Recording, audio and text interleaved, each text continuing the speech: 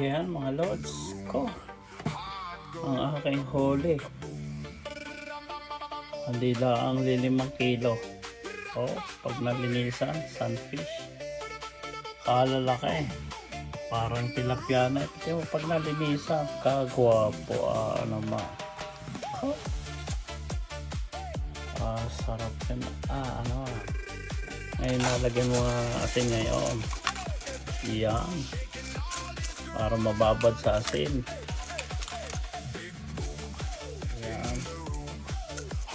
Yan ko. Sarap yan. Nahuli ko sa sa lake. Kalalapad, no?